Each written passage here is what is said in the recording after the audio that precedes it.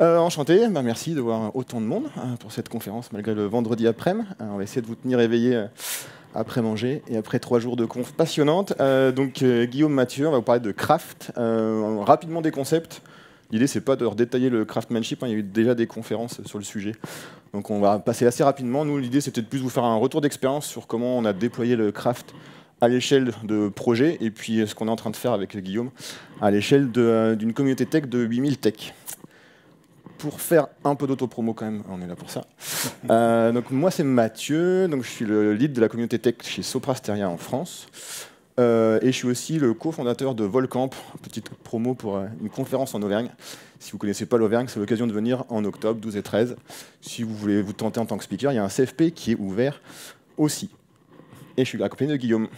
Donc moi c'est Guillaume, je suis développeur chez Soprasteria et aujourd'hui j'occupe un rôle de directeur technique sur une petite entité, une agence. Et je suis aussi animateur de la communauté tech du pôle France. Et on l'appelle aussi Jesus Craft, mais ça, faut pas le dire. Ok, donc comme on l'a dit, on va quand même remettre les bases pour ceux qui ne connaîtraient pas trop, donc soyez indulgents, c'est un overview hyper rapide, on ne va pas rentrer trop dans le détail. Pour faire un petit peu d'historique, comment c'est né un peu le craft. Au début, on avait tout ce qui était cycle en V. Donc j'espère qu'il n'y a pas le fondateur du cycle en V ici. J'ai fait une petite joke pour dire que c'était quand même une très vieille méthode. En tout cas, c'était quelque chose de très processé, des outils, on parlait de specs, on était très contractuel avec les clients, planning suivi, un bon effet tunnel comme on aime bien, et comme ça, après, on voit quand on sort s'il y a un mur, et il y en avait souvent un. Du coup, début des années 2000, on s'est dit qu'il faut peut-être faire les choses un peu différemment. Donc on a l'agilité qui a été créée avec le manifeste agile. Donc là, on s'est dit, il faut quand même peut-être plus d'interaction, plus travailler en équipe avec les clients, avec nos end-users, avec notre business. Avoir des logiciels qui fonctionnent, c'est bien d'avoir une belle doc, mais si le logiciel ne marche pas derrière, on n'est pas bon. Et puis, adaptabilité. On était dans le début de la digitalisation, donc il fallait avoir un time to market souvent rapide, etc. Donc il fallait qu'on soit un peu plus flexible que le cycle en V et notre célèbre tunnel. Et puis après, en 2009, là, il y a eu le craftsmanship, avec la naissance du manifeste craftsmanship. Les agilistes avaient leur manifeste, donc les crafters se sont dit, pourquoi pas nous aussi. Et là, on a poussé encore plus loin l'idée, donc vraiment encore plus que de l'interaction des communautés de professionnels du développement. On reviendra dessus. Des logiciels opérationnels, mais en plus bien conçus, maintenables, avec du code propre, etc. Et puis un mode partenariat. C'est vraiment là, on est plus que de la collaboration avec un client. Alors nous, on travaille en société de service, donc c'est encore plus vrai parce qu'on a des clients nombreux. Mais si vous travaillez dans une entreprise, votre client, ça peut être aussi votre entité business, ça peut être aussi des end-users, un panel de end-users, mais en tout cas, vous assurez que vous travaillez avec la même logique, avec les mêmes objectifs. Et l'objectif principal, c'est l'ajout de valeur à la solution et apporter de la valeur aux utilisateurs. J'ai rien oublié? Non, c'est bon, vas-y. Donc, le craft, Kesako, l'extract, enfin une petite capture du manifeste officiel. Vous pouvez le retrouver facilement sur Internet. Nous, on en a retenu trois principes fondamentaux. Le partenariat, l'amélioration continue et la qualité logicielle. Qu'est-ce qui se cache derrière ça? Le partenariat, c'est vraiment être dans une démarche de co-construction avec vos équipes business, avec votre client, être force de proposition, c'est-à-dire toujours proposer d'ajouter de la valeur, du refactoring aussi, c'est quand il y a des fonctionnalités qui ne servent plus, savoir le dire aussi, on ne maintient pas des choses qui ne servent pas, et puis être orienté métier pour pouvoir proposer une solution qui correspond aux besoins et aux attendus des utilisateurs finaux. Le code de qualité, important. Donc il y a beaucoup de pratiques derrière le craft. Il nous faudrait probablement 3 jours pour toutes les énumérer et toutes les détailler. On n'est pas là pour ça, on en a listé quelques-unes. TDD, Keys, Dry, Yagni, vous les connaissez probablement. Des choses importantes, c'est aussi partager le même vocabulaire. Parce que si on ne parle pas le même langage, souvent on ne va pas se comprendre. Donc c'est aussi comme ça qu'est né le DDD, pour ceux qui connaissent. Pensez aux exigences, et souvent aux exigences aussi, c'est bien fonctionnel, ça c'est on va dire le classique, mais aussi aux exigences non fonctionnelles, en termes de sécurité, de performance, de scalabilité. Tout ça, ça doit être tracé, que tout le monde comprenne le besoin qu'on met derrière ça, y compris les gens du métier, pour qu'ils comprennent que la partie non fonctionnelle est importante aussi. Et puis après, c'est bien aussi d'avoir des un peu comme le vocabulaire des standards autour de tout ce qui est test. Parce que tester, c'est pas douter. Tester, c'est bien, mais après, tout tester, c'est pas forcément toujours pertinent. Donc, reposer les standards, repartager avec l'ensemble des équipes qu'est-ce qu'on met derrière les tests, pourquoi on fait tel type de test, pour que chacun comprenne bien l'enjeu qui se cache derrière. Et enfin, la recherche constante d'amélioration. Là, c'est vraiment comment on promeut l'excellence technique, l'excellence du développement, comment on implique les développeurs à toutes les étapes du projet, c'est important. C'est-à-dire qu'il ne faut pas juste lui dire bah, tu fais ta tâche le matin et le soir tu t'en vas. Il faut qu'ils comprennent comment ça s'intègre globalement dans un cycle de vie, quels sont les objectifs, qu'est-ce que ça va apporter comme valeur à la fin pour le projet. Et puis après, répartir les responsabilités, on connaît tous l'effet SPOF où on a notre super-héros technique qui est là, il se casse la main et on est dans le caca. Donc l'idée, c'est encore une fois d'embarquer au maximum les gens sur l'ensemble du projet, quel que soit leur profil. Voilà, c'était une très rapide aperçu. Si vous voulez aller plus en détail, il y a des confs, je crois que Cédric est là dans la salle, il en a fait une hier avec du bois, il me semble. Donc n'hésitez pas à aller rentrer dans le détail. L'idée, c'était quand même plus de vous faire un peu nos feedbacks sur qu'est-ce qu'on a pu mettre en place et vivre chez Soprasteria. Et donc là, je te passe la tapette. Merci. Donc là, maintenant, on a les bases. Et donc là, on va se mettre, on va voir comment on va réussir à mettre en place du craftsmanship chez nous, sur nos projets. Donc première étape, on l'a fait en 3 étapes. Une première étape, ça va être convaincre. Donc convaincre qui? On va essayer de convaincre dans un premier temps les chefs de projet. Les chefs de projet qu'il y a un intérêt de faire du craftsmanship. Donc là, Mathieu va représenter le chef de projet et je vais essayer de le convaincre que le craftsmanship est utile et va apporter quelque chose à ses équipes. J'ai pris mon costume. Force avec moi. Enfin, voilà. Moi, je suis côté lumine. Donc, alors, premier sujet, sur le code de qualité. Vas-y, là, hop, prise de rôle. Code de qualité, je ne comprends pas, parce qu'on en fait déjà. Enfin, c'est un truc basique, c'est tous les développeurs qui font du code de qualité dès leur plus jeune âge. Ok. Alors, c'est des règles, c'est des vrais retours que j'ai eu moi personnellement sur des chefs de projet, ou après vous verrez, etc. Donc, on parle de qualité, mais c'est pas ce qu'on fait déjà. Alors, la réponse est évidemment non. Alors, pourquoi ? Il faut savoir qu'on a un nombre de développeurs qui augmente très fortement ces dernières années. En 2018, on était à peu près à quasiment 28 millions. En 2023, on est à 31 millions, je crois, et avec une projection sur du 45 millions en 2030. Donc ça veut dire quoi? Ça veut dire que les devs sont de plus en plus jeunes. Donc là, j'ai mis une photo de mon fils dans mon poste de travail. Donc on recrute tôt. Donc qu'est-ce que ça veut dire? Ça veut dire qu'on va avoir beaucoup plus de jeunes, on a moins d'expérimentés pour les chapeauter, pour les faire monter en compétences. Et donc qu'est-ce qui va se passer? On va avoir des bases qui ne sont pas excessivement solides. Donc des murs qui peuvent être cassés. On peut facilement comprendre que ce mur-là, vous voyez, n'est pas excessivement stable. Parce que y a personne. En fait, ils vont penser faire de la qualité, mais ils vont se construire eux-mêmes. C'est pour ça qu'on a besoin de gens plus expérimentés pour leur montrer et ce cadre de craftsmanship avec toutes les ça peut pas passer. Tout ce que disait un petit peu Mathieu, le KISS, le dry, le solide, les design patterns, le clean code, tous ces gros mots là qui permettent de bien se structurer et avoir des développeurs qui font de la qualité et vraiment, pas qui pensent qu'ils font de la qualité. Est-ce que je t'ai convaincu sur ce premier avis? Ouais, mais je pense que tu peux mieux faire quand même. Bon, deuxième sujet. Ah, oula, oulala, non, ça va me coûter cher. Là, les gars qui sont 2 à développer, c'est un temps de perte de temps. Moi, en productivité, on veut aller vite, hein, donc un maximum de bras partout, c'est quand même plus efficace. Ok. Donc, pair programming, la productivité. Alors déjà, avant de commencer, le pair programming, c'est un principe de 2 personnes qui vont travailler sur la même feature, sur le même poste. Donc on peut comprendre aussi les réticences pour les chefs de projet qui ont leur planning, qui ont leur projection et se disent bah ouais mais je peux les paralyser, faire 2 trucs, aller plus vite. Alors, pair programming a plein de bonnes choses. La première, c'est l'apprentissage par l'action. Moi personnellement, j'aime bien quand quelqu'un, un dev qui arrive sur une équipe, je le mets en pair programming avec d'autres devs, ce qui permet de monter en compétence sur le fonctionnel, monter en compétence aussi sur l'exigence technique du projet, sur les différentes pratiques, etc. C'est un gain de temps. Et je préfère de faire ça plutôt que de lui donner de la documentation exhaustive, de la documentation qui n'est pas à jour, hein, bien sûr. Donc là, on est vraiment sur un apprentissage par l'action. C'est vraiment, on reprend la citation c'est en forgeant qu'on devient forgeron. C'est que là, en développant avec quelqu'un à côté, il monte en compétences. On peut l'utiliser aussi pour la montée en compétences des plus juniors. Ça, c'est très intéressant. Deuxième argument, c'est à deux, la réflexion, c'est plus intense.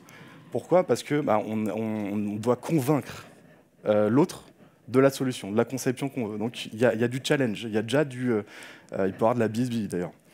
Mais quand c'est couché sous papier après sous code, il y a eu deux cerveaux qui ont réfléchi, donc c'est quelque chose de plus stable, de plus mature. Bien joué. Et donc, c'est quoi la conséquence ? Si c'est une conception qui est plus éprouvée, plus stable, plus mature, on va avoir potentiellement moins de bugs en prod, moins de bugs, etc. dans la durée. Et la conception, le développement, on est d'accord, c'est de l'expression de besoin jusqu'à la production. Donc, la réflexion de je passe plus de temps sur le dev, si j'en gagne après, à moyen terme, c'est une bonne chose aussi. Moins de distractions. Personnellement, je ne me vois pas sortir mon téléphone, aller sur les réseaux sociaux alors que j'ai quelqu'un à côté qui est en train de bosser, ou répondre à mes mails en parallèle pendant que l'autre est en train de travailler. C'est moyen. Donc, on passe plus de temps effectif à travailler sur notre idée.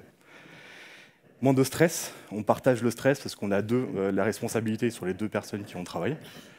Et ça évite aussi, parce que c'est une partie de l'application, une feature que les deux connaissent. Donc, il y a deux personnes qui savent, qui connaissent cette fonctionnalité, ce morceau de code. Et ça arrive à mon dernier point. Est-ce que vous connaissez le buzz factor ? On peut faire un petit main levé. Il y en a quand même pas mal. Le buzz factor, tout simplement, c'est le nombre de personnes qui peuvent passer sous un bus avant que votre projet soit en échec. Voilà. Le but, c'est qu'il soit à plus de 1. Et donc, le pair programming est là pour éviter cet effet de SPOF. Donc, si j'ai deux personnes qui ont bossé dessus, ces deux personnes ont la connaissance. C'est un peu mieux le pair programming ? Un peu plus convaincu ? Bon, par contre, je note que tu vas sur les réseaux sociaux pendant le travail. On en reparle. Ok, dernier point. TDD. Alors ça déjà je comprends pas parce qu'il y a Yann qui arrête pas de me dire tester c'est douter, donc déjà il va falloir quand même que tu m'expliques. Mais bon ça j'ai compris, de toute façon c'est facile TDD, c'est tu codes ton test avant de coder ta feature, c'est facile, ça je vois pas, il n'y a rien de très transcendant là-dedans. Ok, très bien. Donc on est sur, c'est quoi le ROI du TDD ? Alors déjà, première chose, première légende urbaine, le TDD c'est pas de faire juste du test avant. Non, c'est une méthode de développement. Et donc pas une stratégie de test, c'est une méthode de développement de code de production. Donc, le principe est simple, on va développer un test au rouge, ensuite on va développer le code de production le plus simple pour résoudre le test qui passe au rouge, et ensuite, et c'est la dernière phase que beaucoup de gens oublient, c'est la phase de refactor. C'est-à-dire qu'on va repasser sur le code, et c'est dans cette phase qu'on va faire toute la partie réflexion, la mise en... de la factorisation, la mise en avant de design pattern, etc. Donc c'est cette dernière étape qui est la plus importante. La conséquence, et ce n'est que la conséquence, est que le code est testé et testable par définition. Donc on a 100% de couverture et on a un code de production qui est testable. C'est seulement la conséquence. Donc un premier argument sur le TDD, c'est que c'est la même chose, mais on a des tests à la fin. Le deuxième argument que j'aime beaucoup dans le TDD, c'est la boucle de rétroaction. Quand je fais du développement, entre guillemets, sans TDD, qu'est-ce que je vais faire ? J'ai fini mon développement, je vais compiler, ensuite je vais démarrer mon serveur, je vais peut-être mettre des données dans une base de données, lancer mon navigateur, faire clic-clic pour arriver à la page où je veux, remplir 2-3 formulaires, et là j'appuie sur le bouton pour avoir ma nouvelle fonctionnalité. Là vous sentez que c'est long. C'est assez long, et si j'appuie sur le bouton, si j'ai un problème, si je ne passe pas dans par exemple le code que j'ai fait, écoute, il faut que je recommence, il faut que je recompile, voilà. Le TDD, l'avantage c'est que je vais écrire un premier test au début. Le test, ça peut être un peu long de l'écrire, mais une fois qu'il est écrit, je peux le réexécuter hyper rapidement. Donc si je me suis raté et que je dois modifier quelque chose, bah, je relance mon test unitaire en quelques secondes. C'est fait, je peux retester. Donc on réduit drastiquement cette boucle de rétroaction. Et donc, au global, on est plus efficace. Ok, là c'est bon. C'est bon? Tu as 2-3 arguments et puis là, tu vas vraiment convaincre. Dernier argument pour terminer de te convaincre, Mathieu. Tout ce que je viens de vous dire, c'est intéressant, mais ce ne sont que des outils. Ce n'est pas parce que vous ne faites pas de pair programming, que vous ne faites pas de TDD, que vous ne faites pas du craft. Ou l'inverse aussi. Ce n'est pas parce que vous en faites que vous faites du craft. Le craft, c'est vraiment un état d'esprit. Et cet état d'esprit, moi, je le résume beaucoup sur l'amélioration continue. Et donc, tout ce que je vous ai dit juste avant, avec le TDD, le clean code, Yagni, pair programming, etc., c'est des outils qu'on a dans notre boîte à outils, qu'on va exposer potentiellement et que les équipes peuvent utiliser pour s'améliorer. C'est-à-dire que si j'ai un problème de beaucoup de régression en production, bah, le TDD peut être la solution pour résoudre ce problème-là. Si j'ai un problème de SPOF où j'ai une personne qui connaît quasiment toute l'application, bah là, il faut mettre en place du pair programming.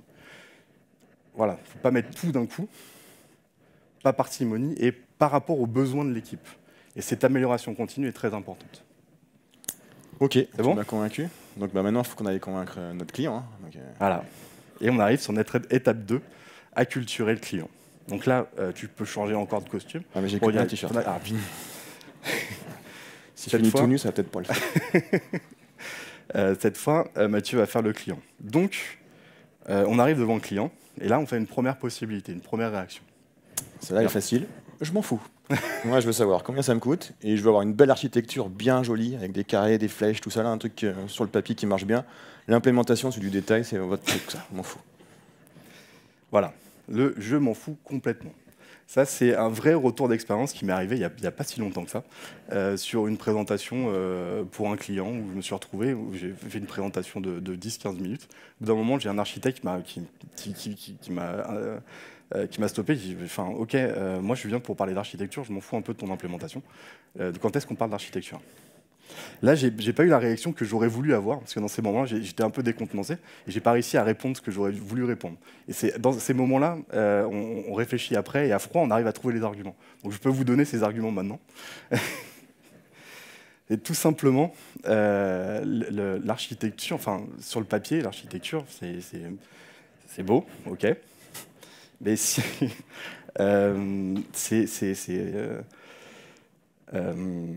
c'est l'implémentation qui vaut tout. C'est-à-dire l'architecture, on va la faire en début de projet, en amont de projet. Et on ne connaît pas très bien le projet. Donc elle va potentiellement changer. Donc elle est déjà potentiellement fausse. Et donc si l'implémentation n'est pas bonne, c'est-à-dire qu'on va commencer à faire des trucs, etc., si c'est en dur, pas bien foutu, pas bien implémenté, etc., si on doit changer, et donc on est toujours sur du changement, bah on va foirer, on va tout louper. Donc si on est très dépendant et on est très cassant sur les changements d'architecture. Alors deuxième réaction, qui est elle plus plausible. Ouais, pourquoi pas. Raconte-moi un peu plus là pour me convaincre. C'est ça. C'est qu'est-ce que ça change pour moi. Et donc ça, là-dessus, je réponds à une première chose. C'est sur un projet, on va arriver toujours, c'est inexorable, à un moment où ça va se tendre un peu. Parce qu'on a une deadline, on a des charges importantes, etc. Et à ce moment-là, on a trois choix. On a un choix sur, on va détendre le planning et donc on va décaler la date de mise en prod, la date de livraison, peu importe. On peut jouer sur le budget, rajouter des personnes. C'est que c'est pas forcément toujours la bonne idée, parce que le temps de les former et qu'ils montent en compétence, bon, c'est pas grave. Et la troisième, et potentiellement celle qui est le plus utilisée, c'est on va baisser la qualité de la production. Donc ça veut dire quoi? Ça veut dire que on va prendre des raccourcis, on va faire peut-être moins de merge requests et donc de revue de code. On va pas faire de tests. En TDD, c'est pas possible. Et donc on prend ces raccourcis-là. Et qu'est-ce que ça engendre? Et c'est là où moi je préfère la solution d'étendre le calendrier, mais c'est pas toujours possible. À un moment donné, le client, il a une échéance, il doit mettre en production à telle date. Ça peut être légal, ça peut être par rapport au marché, etc. C'est possible. Alors ça ne me dérange pas. Dans ce cas-là, oui, on peut baisser la qualité, mais ce qui est important, c'est de contractualiser avec le client que, ok, là on fait des choses qui ne sont pas propres, mais après, il va falloir le régler. Et c'est là où on a cette notion de dette technique. La dette technique, c'est quelque chose que tu vas contractualiser avec ton client. Tu vas dire, il va falloir la rembourser. Une fois que ça s'est détendu, on rembourse cette dette.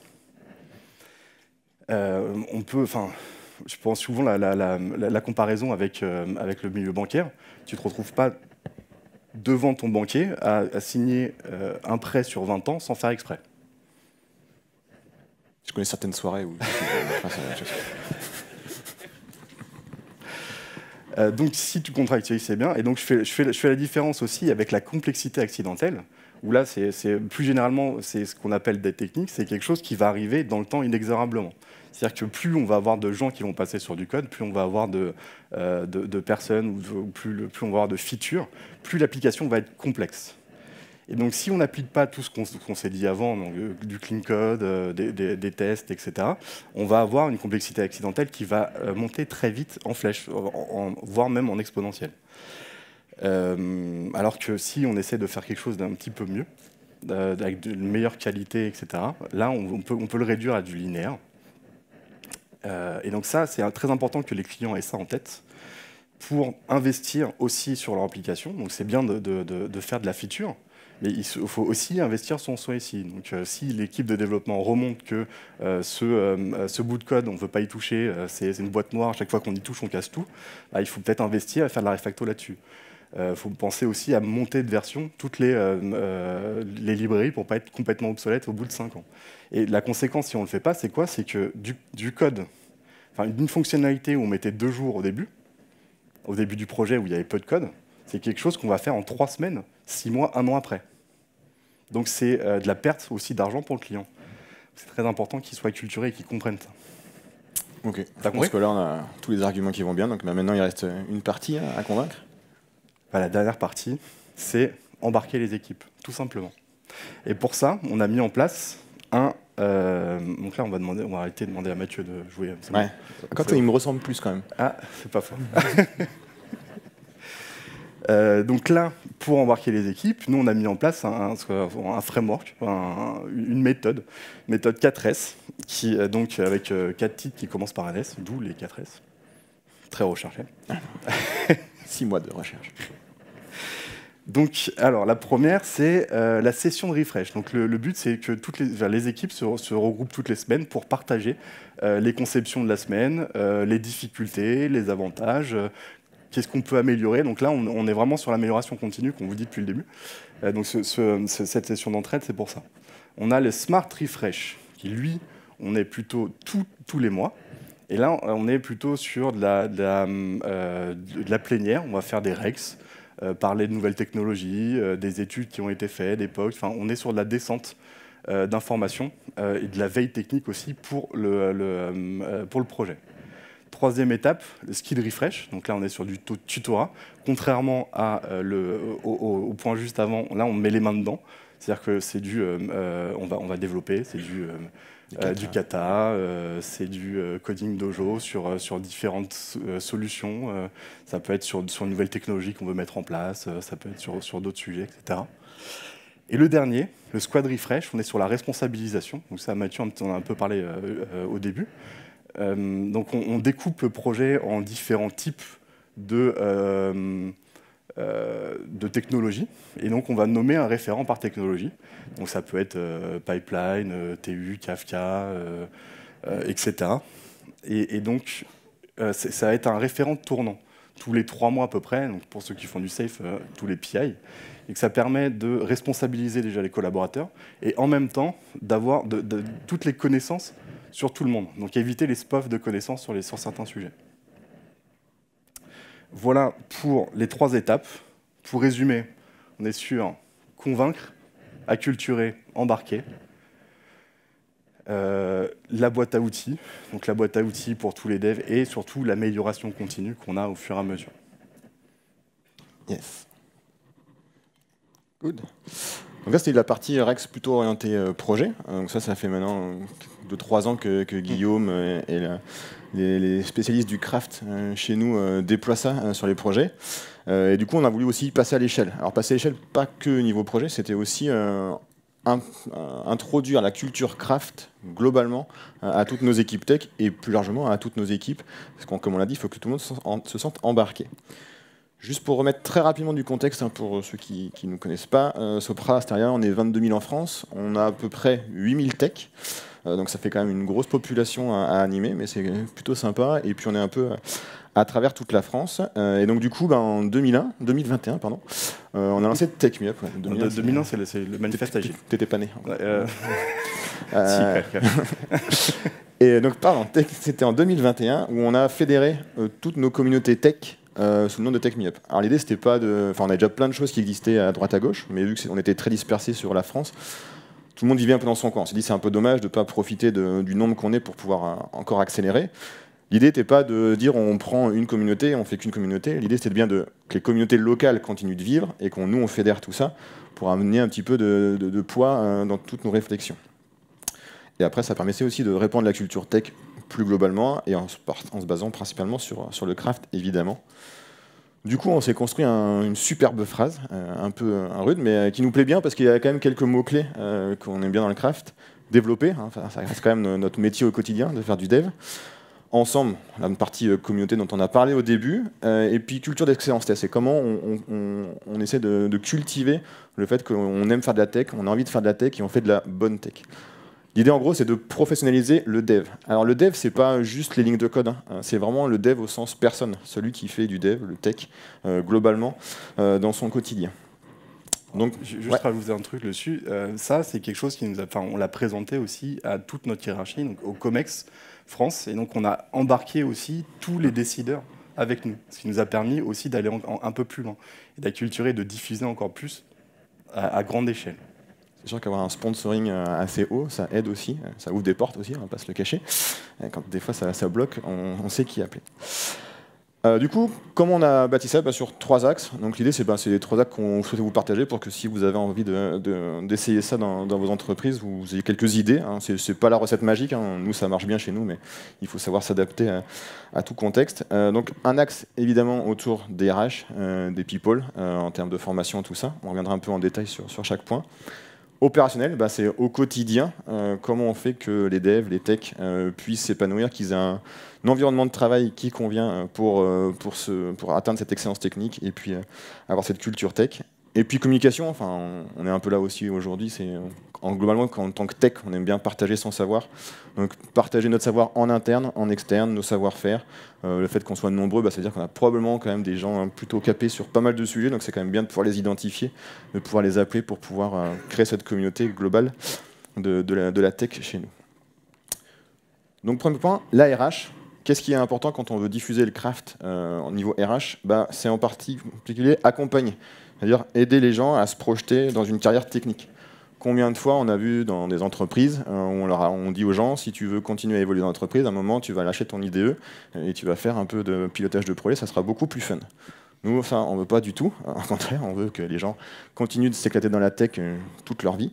Donc on les accompagne là-dessus. On a créé typiquement des personas qui définissent un petit peu différents niveaux d'évolution de la tech avec différents chemins possibles. C'est-à-dire qu'il n'y a pas une vraie vérité. On a tous notre appétence, donc on est peut-être plus architecte, plus expert de dev, plus globalement directeur technique, donc un peu plus touche à tout, etc. Donc l'idée, c'était vraiment que les gens puissent se projeter dans leur carrière, dans la tech. Donc ça, c'est important de donner de la visibilité et pas qu'ils aient l'impression d'avoir un plafond de verre à un moment en disant « Oula, mais de toute façon, si je veux continuer dans cette boîte et progresser un peu, il va falloir que je change mon fusil d'épaule. » Après, former. La tech, c'est quand même un monde qui évolue beaucoup vite, beaucoup trop vite presque.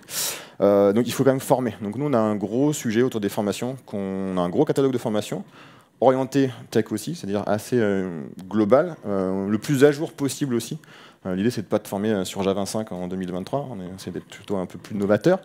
Et puis ça permet aussi de donner un peu de visibilité sur quelles sont les nouvelles technos pour des juniors et des seniors. Donc on a tout un catalogue et on a une particularité, c'est que nos formateurs sont tous des formateurs internes. C'est-à-dire que ce n'est pas des gens qui font formateur toute l'année à plein temps. C'est des gens qui prennent du temps de leur projet pour venir former d'autres équipes. Donc ça permet aussi d'enrichir avec des retours d'expérience. C'est-à-dire que c'est quelqu'un qui a vécu des projets sur la techno, sur la méthodo. C'est quand même plus parlant que quelqu'un qui fait juste de la théorie depuis 6 ans sur Kafka, quoi.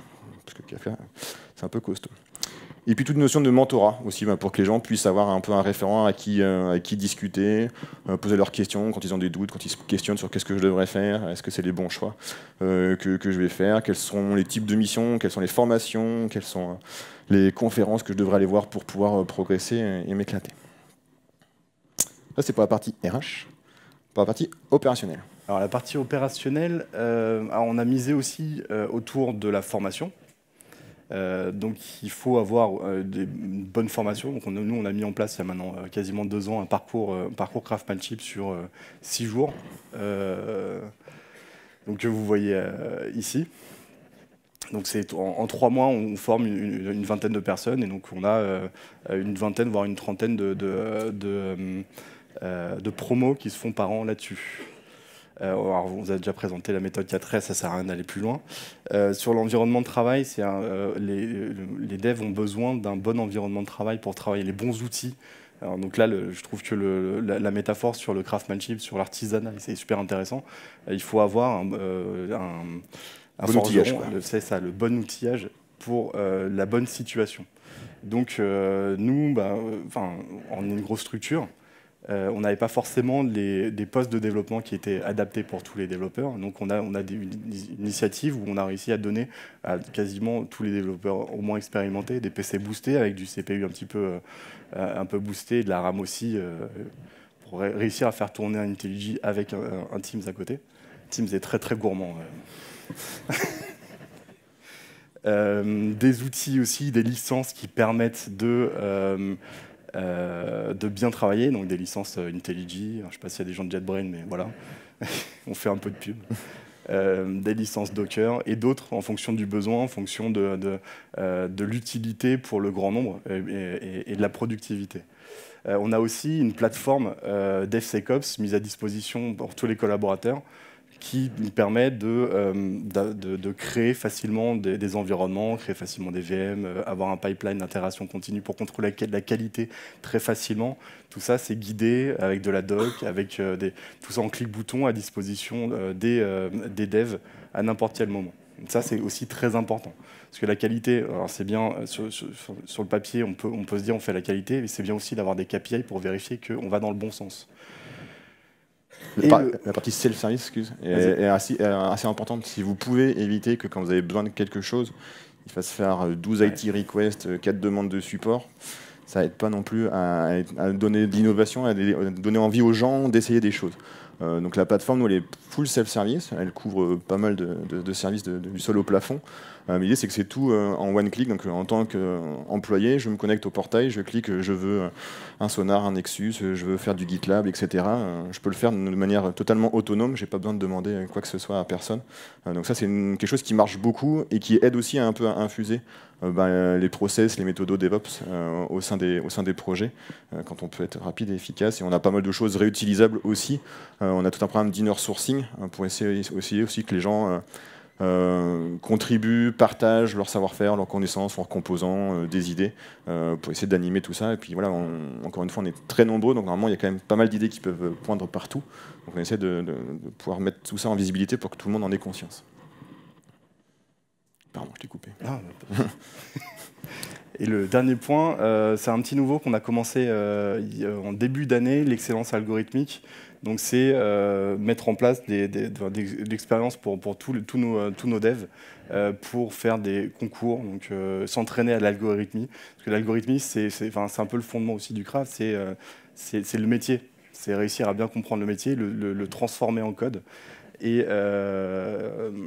Et donc, on a lancé ça il n'y a pas si longtemps que ça. Et c'est aussi intéressant et challengeant pour nos développeurs. On a d'ailleurs participé au Master Dev France il n'y a pas si longtemps. C'était une super expérience. Tac. Et le dernier point, c'est la partie communication. L'idée, c'est aussi de valoriser, promouvoir, partager ce qu'on peut faire, fédérer un petit peu, parce que potentiellement, on a des initiatives à Nantes, à Aix, à Toulouse. C'est bien aussi que les gens soient au courant qu'ils ont des collègues qui ont les mêmes idées, les mêmes envies qu'eux, et qui puissent un petit peu pouvoir en parler. Donc, on valorise au maximum nos experts, nos projets en interne, en externe.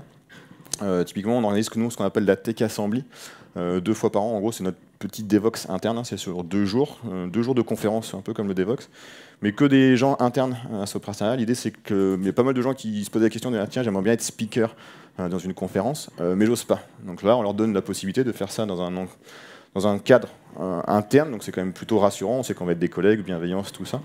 Et puis après, on a la chance en plus d'avoir un studio d'enregistrement, donc on est quand même en conditions quasi réelles, comme si on était dans une conf. On a des caméras, on a un public et tout ça, donc un peu comme si demain il devait venir au Devox comme nous aujourd'hui. Donc c'est 2 fois par an, c'est super sympa, on a plus de 1000 participants, donc ça prend de plus en plus. Les chefs de projet râlent un peu, mais ça c'est pas grave, on a l'habitude. Voilà. Ils sont convaincus. De toute façon, on les a convaincus maintenant. Non, ils râlent moins qu'avant. La première, ils ont vraiment râlé. Et puis après, l'idée, c'est aussi pas de rester qu'en interne. Enfin, il faut aussi aller s'enrichir de ce qui fait en externe. Donc, typiquement, on a envoyé plus de 400 personnes l'année dernière sur différentes confs externes au Devox et puis dans toutes les grandes villes de France. L'idée, c'est voilà, de pouvoir s'enrichir. Et ce qui est bien, c'est qu'on voit que là où, il y a 2 ans, on avait 0 personne qui rien que proposait des talks dans des CFP de confs externes. Maintenant, dans toutes les confs, on a des gens qui se proposent et qui se motivent. Bon, on n'est pas tout le temps pris, mais en tout cas, on voit que ça commence à prendre, donc c'est quand même super intéressant. Les retours sont très bons, donc ça, c'est cool. Aussi, sur la communication, les communautés tech, ce qui marche bien aussi, enfin, je sais pas pour vous, c'est avoir une identité visuelle. Donc nous, on a créé TechRex, notre petit tyrannosaure de la tech, et ça aide beaucoup aussi. Vous avez dû voir quelques t-shirts traîner sur le Devox. Mais ça, depuis qu'on a ça aussi, on a vu aussi une croissance des gens qui s'intéressaient au sujet tech de l'entreprise, et même pas que des tech. Ça prend de plus en plus. On a, vous faites des choses intéressantes, des trucs intéressants sur les parcours de formation. Donc typiquement, on a les chefs de projet qui sont venus nous voir, on a les profils plus fonctionnels qui nous ont dit tout ce que vous faites sur la tech, c'est quand même cool. Est-ce qu'on ne pourrait pas aussi le faire dans nos filières métiers? Donc on le fait évidemment avec plaisir. Donc voilà. Pour retenir un peu notre retour d'expérience, si ça peut vous aider et donner envie de faire du craft chez vous, professionnaliser les développeurs et les développeuses, donc c'est bien les personnes, c'est pas juste avoir des belles lignes de code, ça se fait pas tout. Et pour ça, accompagner, former au maximum, donner du temps aux gens pour pouvoir se former, essayer des choses, faire de l'innovation, diffuser, faciliter, il faut que ça soit simple pour les gens, comme tout le monde ainsi. On veut faire quelque chose et qu'il nous faut 3 semaines pour pouvoir avoir une première étape, on va vite se fatiguer et perdre patience, donc c'est pas l'idée. Et valoriser, c'est quand même tout bête, mais dire quelqu'un bravo pour ce que tu as fait, promouvoir. Nous, on a mis en place un système qu'on appelle les pixels. Alors, c'est pas une monnaie parce que c'est rien de financier, mais c'est pour quand on passe une certif, quand on fait un talk, quand on écrit un article de blog, on gagne des pixels. Et après, on a un catalogue dans lequel on va pouvoir s'amuser à dépenser nos pixels pour s'acheter des goodies, ça marche bien, pour potentiellement aller dans des confs qu'on n'avait pas l'occasion d'aller voir, pour gagner du temps aussi. On va pouvoir se payer du temps d'innovation. Donc si je veux 3, 5 jours, 10 jours d'innovation, je peux dépenser mes pixels pour me faire plaisir sur un POC sans que personne me demande rien. Est-ce que j'ai oublié quelque chose? Non, on a fait le tour, je pense. Eh bien, on est dans les temps, malgré notre départ raté. Merci tout le monde. On a quelques... Merci.